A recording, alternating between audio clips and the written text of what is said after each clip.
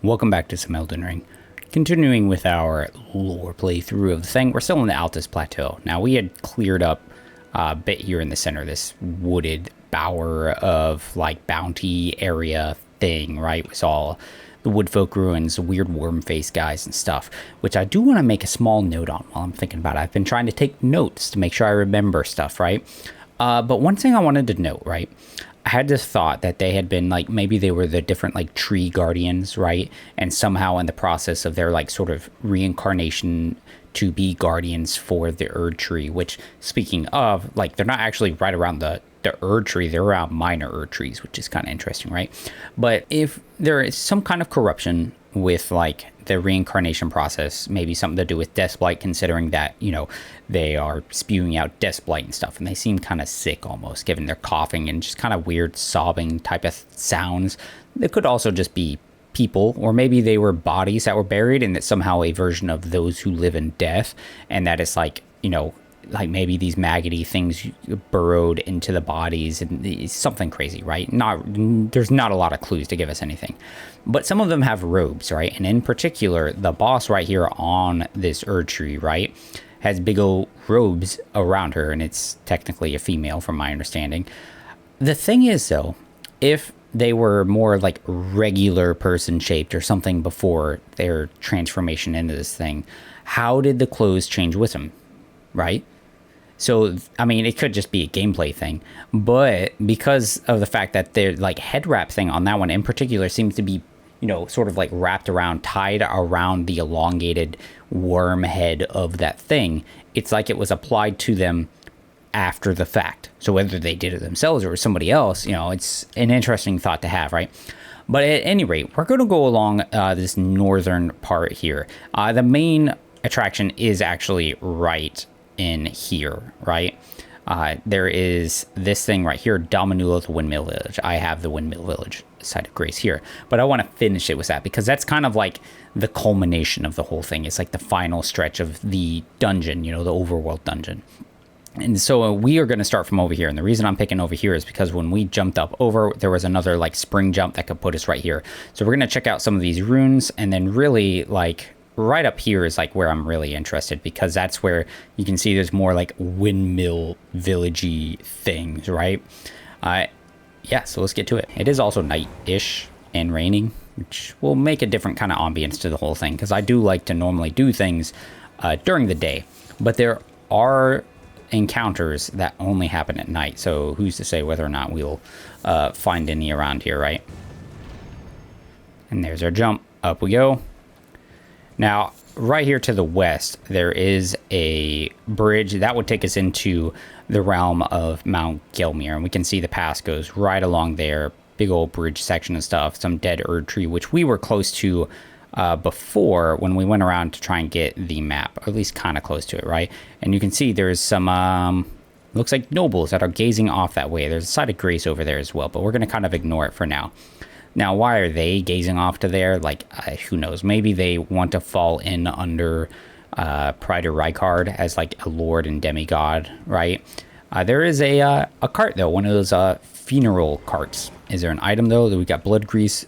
Item box is gone. There's actually no soldiers either, because normally these things are like heavily escorted, but actually kind of makes sense. Like, where are the trolls? Well, down here there were two trolls with the big stakes things stuck to them, so maybe they were pulling that cart when something happened and they got, like, you know, knocked down there, and now they're just kind of useless. But here's a bunch of soldiers, you know, not too surprising given, you know, our location, right? Yeah, look at them and see, and they're off facing that direction as well, which again makes sense because they were enemies, right? All sides were against each other here, right? Mount Gelmir in particular being against everybody since they chose the road of blasphemy, right? And since it's so close to the Altus Plateau, it makes sense that there would be a huge amount of conflict there. And if you actually look right there, you can see one of those like tower things, a like siege tower. We'd seen them outside of Redmane Castle as well.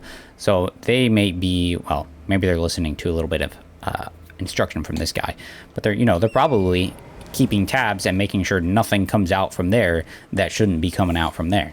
Yeah, there's a lot of soldiers actually. All right, here are the Rise Blood ruins. So this is right on the other side of the road.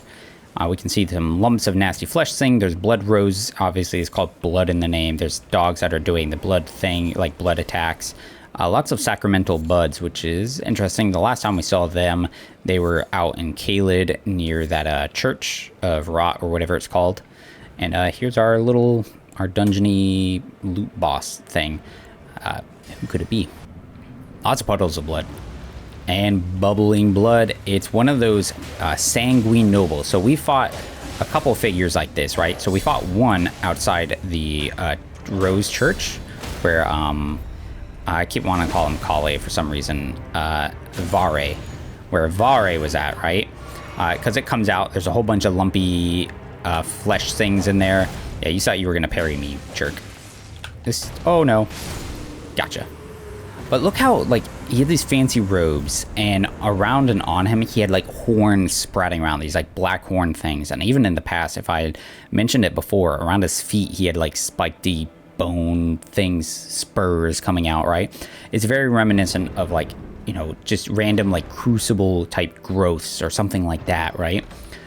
Or maybe even things like the Omen, because they've got these weird protrusion type things too, but their size is nowhere near like them. Like, they're very different if that's kind of what they're like, right? But they are all interested in blood, which makes sense because that's what Vari's talking about, is stuff with blood and whatnot. And they're against the bloody, or not against the bloody fingers, they're against the two fingers as well. Because, you know, his question to you is like, you know, oh, you saw the two fingers, what did you think? Yeah, they're not right. That's right. Let's do some things. But we got the bloody Helus and a sanguine noble, so it's nobility of some kind. Now, are they actually noble, or is it just like a title that was given to them, right?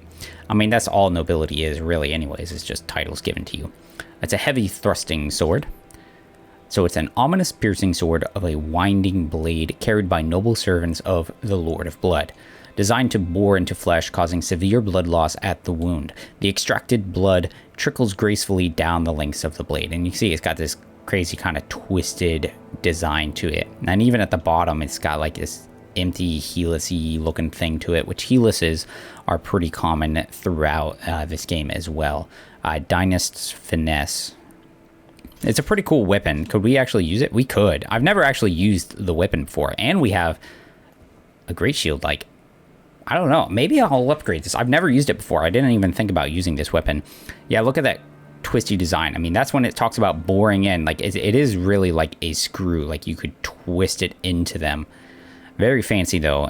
You know, it fits with the idea of this, like, nobility and these robes that they're wearing and whatnot, right? Oh, look, the dog is, like, trying to eat that thing. Interesting. Can't imagine that's good for you, right? You know what's interesting about these growths that are on these dogs? If they are just like the big, nasty pile of things that's, like, outside of, or inside of the Rose Church, right? It's a big, gnarly, like, kind of red and black, like, it looks like a tumorous growth to me, right? But the one in the Rose Church, it also has these, I want to say it had like black, kind of like spiky horn protrusions, right? Just like the Sanguine Noble. So there's definitely some pretty strong connections there between those, right? I mean, obviously, given the location and everything that it's all associated with. Now, once we get rid of this dog, it's really upsetting that that counterattack is just slightly off. Once we get rid of this dog, though, there is a sign right there. This is something that got added later into the game as part of the whole Vare quest line, because he wants us to invade people. Because that's like what they do. That's like you had the Bloody Finger Nereyu invaded, and he looked like a Sanguine Noble as well, and he dropped another twisted bloody weapon that deals a lot of blood loss and is like designed for like these brutal cutting wounds, right? So this got added later as like a way to do it without being online. So Magnus the Beast Claw. Now, because this is added later, I don't know that this dude really has any like significance to him, really. Here he comes. You can see he's got some tattered looking robe looking thing. Big old spiked great club. Ouch, it does do blood loss. These are the beast incantations that we've gotten from like, oh my god, that was so much stamina damage. Wow. Those are the bestial incantations that we get from good old Gorank, right? God, the hammer does so much stamina damage. That's crazy. Whoop. Oh, he's got the fur raiment. That's the same as like what the followers use, the ancestral followers. Owie. We're gonna block this and then counterattack. That was a different one. We don't have one like that. Yeah, you want to do that. Boom, boom, gotcha. I need to back up though. Yeah, our blocking is not amazing for him simply because of how much stamina damage he ends up doing to us. I thought I could jump that for some reason. Oh, I'm messing that up badly. I'm going to get jacked up. I blocked it. You're going to do another one, and then I'm going to counterattack. Ooh, barely missed.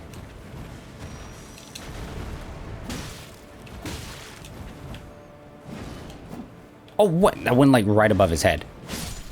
There we go. Fur robes. He's got a manacle on his leg, actually, so he's like almost like a prisoner. Rune Arc, Fur Calling Remedy. Doing bestial things. He is called the Beast Claw, right? So maybe he has some ties in with a beast, I guess. Who knows? He does give us the Great Stars, Somber Smithing Stone. So the Great Stars is a pretty cool one. It's a great hammer, right? Huge bludgeon with 3 stars at the striking end. So see those 3 balls with spikes. Though primarily a striking weapon that causes blood loss, a blood-stained star is an ill omen, a fact not lost upon those against whom this weapon is brought to bear. Landing attacks slightly restores HP, so a blood-stained star is an ill omen. Now, obviously, there's a few things to do with stars, given the whole sorcery and whatnot. There's the crystal sun thing as like a star, stuff like that, right? And a reason I guess you could see, oh, and look, there's another cart with trolls. And I guess a reason that a bloodstained star could be like ill omen too is because the fates were, fate was supposed to be held in the stars, right? So like, if it's bloodstained, that would be a bad omen, right? Like, it would mean like your fate is bloody. Maybe there's violence in your future, something to that nature, right? So that kind of tracks there. Yeah, see, this is the kind of like convoy I was expecting, right? Oh, there's a lot of dudes. Maybe we'll just open this real fast. Oh, hi, bud. It's another Great Stars. Look at that. So now we can be dual wielding those things. Obviously not what we're looking to do. But look, there's some of those gravestone things again. Very strange, you know. Who had them there? Some old dynasty of some sorts, right? Maybe. Why are these guys digging around? Who knows? Could be for anything, because they're crazy. That dude has a chest. Not anymore, he don't. Golden Rune 10. Nice. Oh, there's a sorcerer. Oh, no, it's one of the nobles. I guess he's technically a sorcerer. Oh, there's a site of grace under the bridge. That's kind of cool. So this one is called the Road of Iniquity Side Path. Now, it's something I would like to mention here, because we haven't looked at the direction grace is guiding us in a while, I feel like, right? So we get up here, and like all these points of grace all kind of like funnel us towards this bridge, or not the bridge, this like road, right? Main entrance, which then takes us here and points us up here, which makes sense. It's Finger Rooter Crone. It looks like a big main like road path right up here too, until we hit this. Oh, it looks to be a gate and then water, right? So I imagine there's some kind of bridge or something. And then right here, it's pointing us up towards this direction, which then this one points us that way, right? So I guess all of these kind of converge that direction.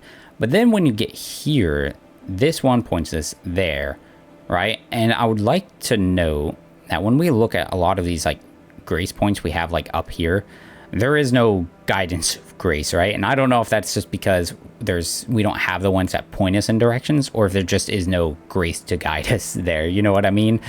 So I just thought that was interesting. This one is pointing us that direction, which we did see a site of grace here. So, I mean, maybe there is. All right, we're pushing west. We're going to try and go to this like far little windmill thing there, and then, you know, hit each of these on the way. And then we'll probably stop it right there because there's not really any windmill spots here. There's some ruins there and like the main gate and stuff. So we'll kind of end it there. There's the nobles. Interesting. Oh, but they were probably trying to cross the bridge, except they can't because it's broken. But that is where the old Noble Gold Mask and, and a sorcerer. Noble Gold Mask and Corin's at now. Here's one of these sorcerers. Now we've gotten a couple, couple things from them or something, right? I think we learned something. Was that Haima? And they were the, like the judges of some kind. Now, I always thought it was interesting that you don't see them in the academy, right? Oh my god, I don't know why I thought that would be a good idea. Like, I've only seen them outside of the academy. There's none of them in there. Haima, yeah, there you go. Haima, Glintstone Crown, Battle Mage. So they were battle mages and judges. One of the Glintstone Crowns bestowed upon Rea Lucaria scholars, blah, blah, blah. Scholars of the Haima Conspectus sought the power to quell conflict, and to this end, they studied the sorceries of cannon fire and the gavel. Look how he's got a blindfold on. So, like, I guess, you know, if they're looking to quell conflict and stuff, and see, I thought there was something about them being judges. Let me check the spells. Canon of Haima, drawn from the Conspectus of Haima, the adjudicator of the academy. So it employs might as a means to quell conflict, and even the gavel, right?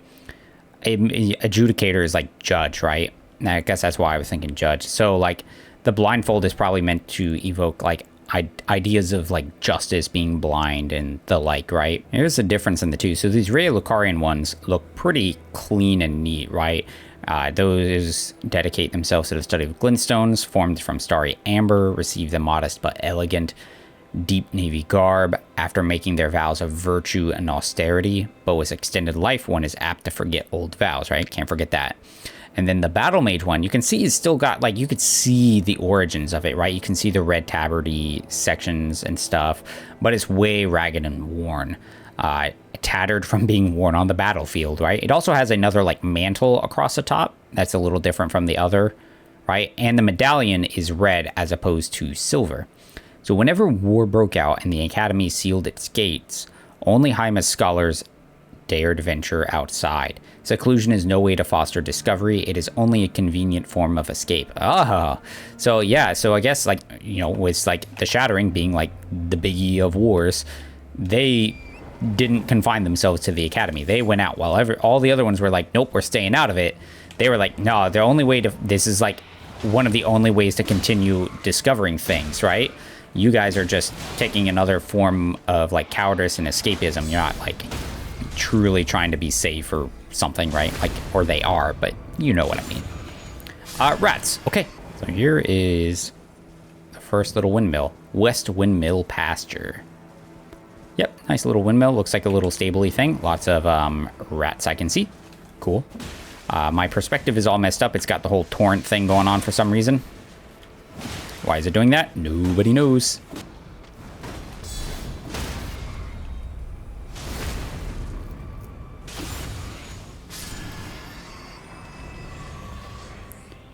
Golden rune. Oh, there's another item right here. Oh, giant rat ashes. These, it's one of my favorite ashes. I think it's really fun. It's so unique too. So spirits that do not require FP to summon. They appear at a distance from the summoner, swarming upon their victim to start the fight. Even as spirits, these vermin seem to multiply endlessly. Enhancing these ashes can increase their numbers. So like when you max it out, you can have like 5 rats that show up. They're really cool. I really like them. So what do we get from this understanding? It's abandoned. There's only rats here and bodies and death. Look at that. All right.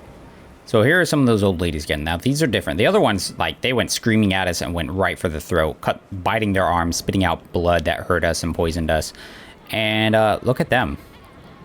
They're laughing, dancing. They're wearing these robes. Look at the symbol on the back. It's pretty interesting, right? Now, they all have, like, garland, like, flowery crowns. But not all of them have this, like, hood and cloak kind of thing happening. But they are all wearing the same kind of like festive dress with like that emblem thing on the chest piece, right? And they are East Windmill Pasture. Good lord. Oh, there's some burning bodies, and they're getting up. They're not actually dead. It's like they killed these things, lit them on fire, and now they're dancing around the bodies.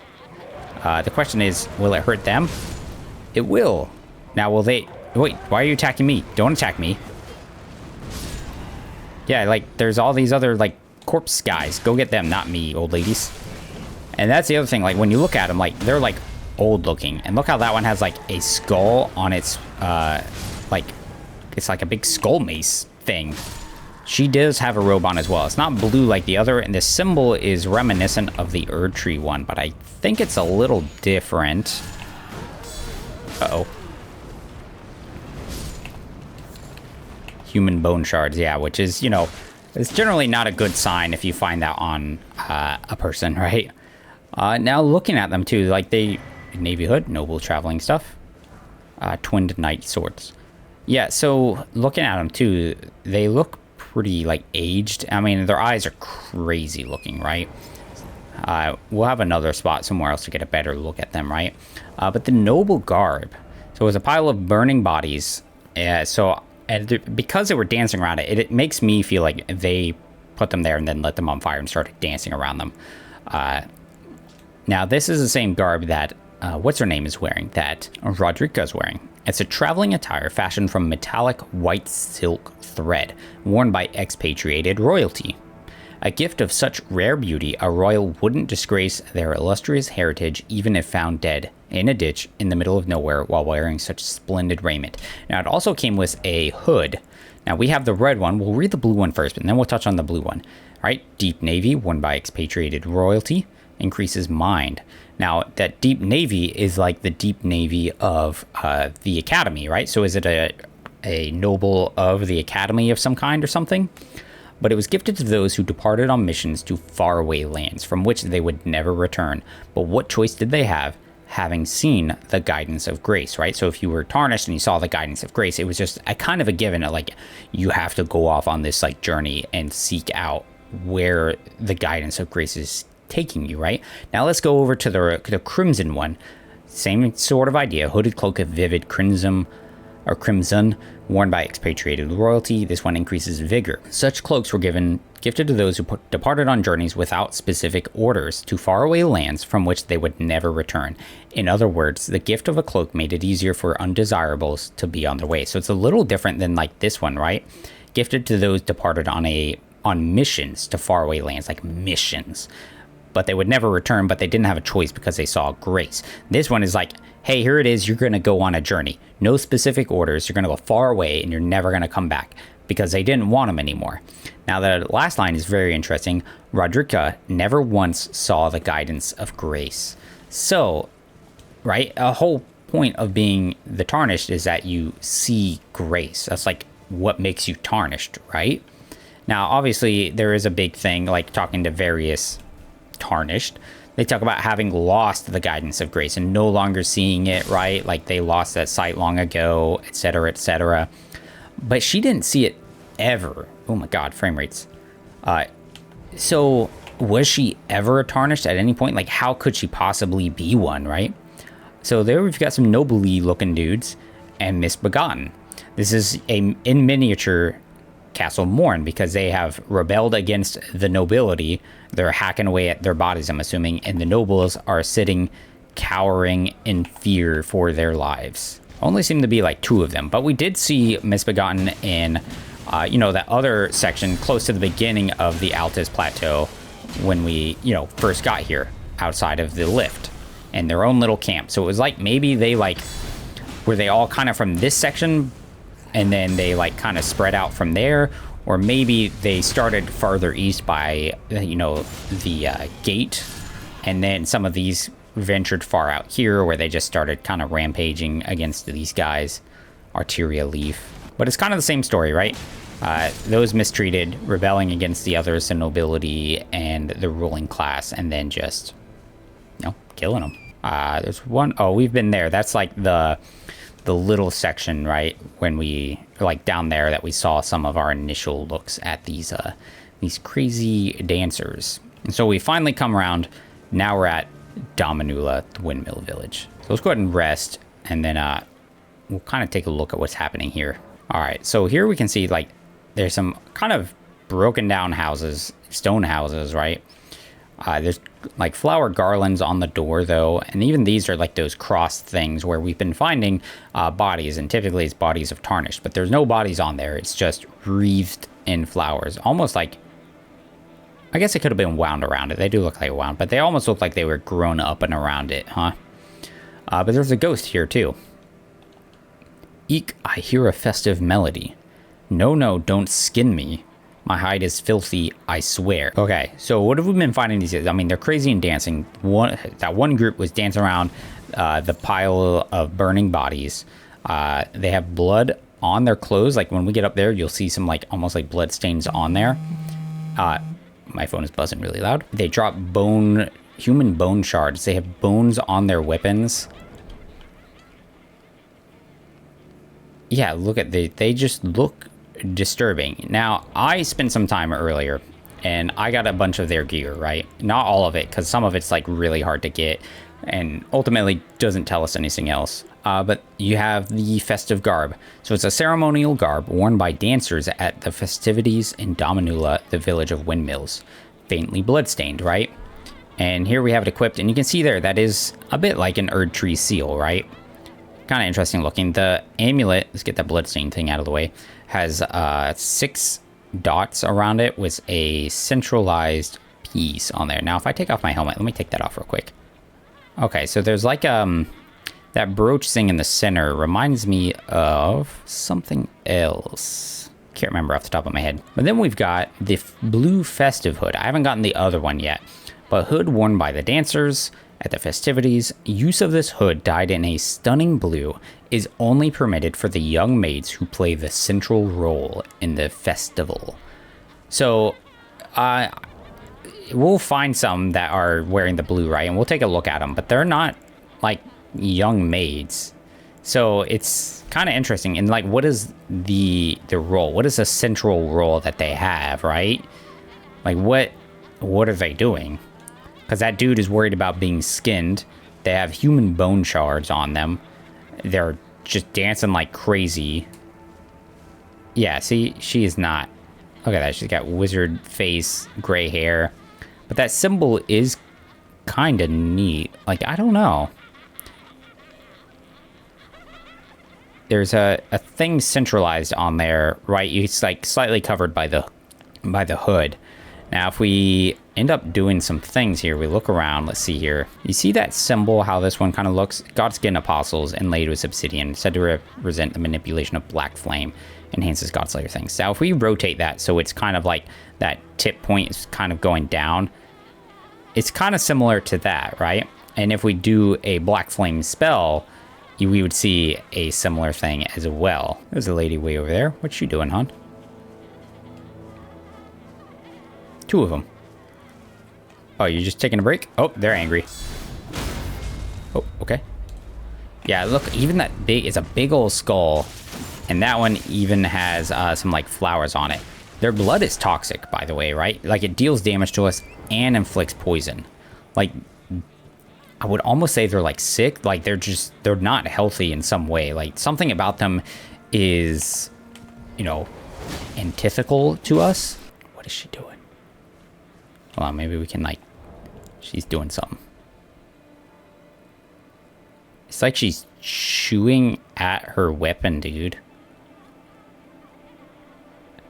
Now, I haven't gotten the weapons to drop. Like, they just won't freaking drop. But they're made out of bones. She's, like, chewing on the bones of some kind. And what do we also find on their bodies are human bone shards. All right, so way along this cliffside, we find ourselves the Celebrant's Skull. So this is like the weapon that they were using, right? The big skull with flower garland things on it. It's a large bludgeon decorated with flowers and many colored fabrics. A ceremonial tool used by dancers during the festivities of Dominula Windmill Village. The striking end is a skull too large in size to be human. It grants trace amounts of runes when landing attacks. Yeah, so something about it. It's a skull too large to be human, right? But it's way too small to be something like the, like a troll or anything like that. So it has to be something else kind of relatively in size of us. Now, you could make the argument that, like, given our size and some of the other enemies, they're, like, bigger than us, even though they're human. But even then, it's probably still not the right size. Like, it's still too big. But way down underneath in Einsel River, there's all these piles of bodies that the ants are, like, crawling around on. And there's skeletals, like skeletons in there, all kinds of skeletons. And those skeletons are, like, when you look at them, they're way too large to be human, dude. Like, they are not human-sized. Owie. So there's a part of me that wonders, like, is there some kind of connection there, right? Dropping all those. Boom. You know what I mean? Like, because if it's not human, and then you have some ancient civilization that was down there, do they somehow have, like, bodies of people from there? Or is it Or is it just something else? Like, you know, who's to say? I think it's purposely left open to you to, like, maybe figure. All right, but we're coming up towards the top a little bit more. Also, it makes sense with that Celebrant Skull thing that it, you know, when you hit people with them, it gives you trace amounts of runes. I don't know how much runes it gives you, but, you know, the fact that you find these, like, little bits of runes in skulls, you know, it kind of makes sense there that, you know, hitting dudes with a skull would give you some runes. That was really rude. All right, there's a summon thing right there. Interesting. There's a couple of those dudes, but they're different, right? They're not dancing. They're, like, on their knees in supplication. Oh, there's 2 dancers there, though. So what are they excited about? Let's get rid of these guys. Oh, wait. What's that? Is that... Oh, there's a figure there. Okay. White robes of some kind. And look right here. Millicent. We gave her that prosthetic arm, so now she's here to help us out. And you could see it briefly there, like she has the arm on. There it is. She's using the Shamshir. Got her golden arm. And there's our guy. Let's get our Blood Flame Blade going. A Godskin Apostle. Alright, so look at, he's robed in white. There's like a face on his back and his head. He's got some like gold stuff to him, like as far as like kind of like jewels or like necklace type thing going on. I'm missing a lot. And on his like front, there's like a large what's the word? I want to call it medallion. Not medallion, that's not the word though. Like amulet of some kind. It's a deep kind of purple look. Ow, that hit me. And even around on his bottom of his like cloak thing, there are some other symbols. I was hoping to get that full charged R2. Boots. Ooh, nice. We're going to go fully charged R2 while she finishes her attack chain. We're going to get a lot of blue. Look how he's doing black flame stuff. See how it burns on us? And look how he stretches out, dude. From his waist. And did you see that brief symbol? Right? When he casts that spell. That's the one I was talking about when, you know, we do some of our spells and, you know, that symbol on those dancing celebrants. Let's get our Blood Flame Blade going again. That bleed amount is really going to help us out. Boom. Missed it. Oh, one more. Whack. Roll. And then charge deck. Boom. Fully charged R2. Okay, I probably should have done some like multi-hits to like... Oh, there it goes. Yeah, look at that dark purple. There's like faces all over it too. Yeah, it's pretty gnarly. What are we going to get? Godskin Peeler and Scouring Black Flame.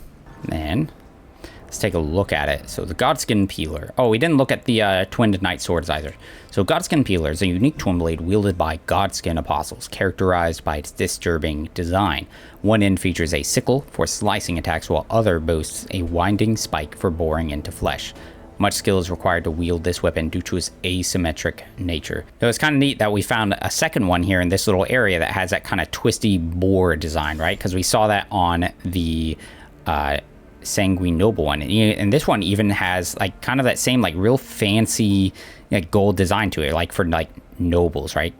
And but this one has some dark blue, like the same thing that was like on his chest, like that big medallion-y looking thing, brooch, whatever you might want to call it. The Twin Knight Swords, an attractive twin blade of fine make that prizes the chivalric way, can be wielded in a single hand with a single hand, but its true strength is unlocked by dual-handed spinning attacks. Yeah, all right, so nothing fancy there, but it is a cool weapon though. Oh, it's got some cool. I never really noticed the cool etching designs in the blade. Yeah, that's cool. That's cool. So here we have the Black Flame, and then we have the Black Flame Blade, which have pretty much the same description if I remember right. Black Flame is weighty. After dealing damage, it continues to sap foes' HP for a very short time, which, I mean, we saw on us. When he hit us with it, it stuck on our body. Like, you could see it clinging to us, burning, right? And we were taking more damage over time. And then same thing kind of here, right? And it's a Black Flame incantation of the Godskin Apostles. Now, here's a Scouring Black Flame. Black Flame of them sweeps it. A wide area was Black Flame. The Black Flame could once slay gods, but when Malekith sealed destined death, the true power of the Black Flame was lost. So they are Godskin Apostles. The dude at the bottom was worried about being skinned, said his hide is filthy. That dude is wearing some kind of weird white robes that have a faces on it. Like there was a face on his back, there was a face on the hood, right? Godskin, like they're wearing godskin, right? And if they're using black flame, which could once slay gods, it would make sense that they would use that to slay gods. And then you have their godskin peeler, which slices flesh and then stitch it together and then like make these robes, right? But it was sealed away by Malekith, and then the true power of the black flame was lost. Now, who is Malekith? I don't remember if we've gotten anything that truly explains who Malekith is. Yeah, we'll have to keep an eye out for that, because that's kind of a new character, and if it's somebody who's sealing destined death, right? Like that's kind of a big deal. And if you think about it, if somehow like death was sealed away, that would explain why there's all these like undead, right? If somehow there's like death isn't working right, maybe that's why you have these undead nobles and stuff and people living forever and going crazy. Hey, Millicent. We meet yet again. The arm you gave me truly is a thing of wonder. It feels just like my own. Even handling a sword. Perhaps it is foolish to say this to you of all people, but I am sure of my skill with the sword. Thus, I would have you call upon me in battle again, should you ever have the need. Appreciate it. Anything else? I would have you call it is the... I mean, I already did. You did your job. I really appreciate it. Yeah, that's pretty much it here, right? As far as like we can tell right now. There is something right up there. Lots of skulls with runes in it, which isn't too surprising. So these guys are doing some kind of festival, and there's a godskin guy there. They definitely seem to be in line with them in some fashion. We see that one who's basically gnawing on bones. There's a ghost of a dude worried about being skinned. They're dancing around with human bone shards, bone weapons, blood on their garbs. Even the one has some kind of like, it looked like the black flame incantation seal on it. So like there is like, they seem to have some following worship in there. But the question is kind of like why, right? And what is the role that the young maiden has? What pivotal role in this thing, this like festivities that they're doing here, right? Is she like, my first initial thought is kind of jumping to like a somehow kind of like a sacrifice kind of thing. But I don't know that that's right either, right? Maybe they're trying to recreate something. Ouch. And that's why they need some young girl for it. Like, I don't really know. But at any rate, thanks for joining me on it. I hope you guys enjoyed it. This is a pretty cool spot. There's some interesting things here. And, yeah, I always appreciate it when you guys tune in. Until the next one, though, take care.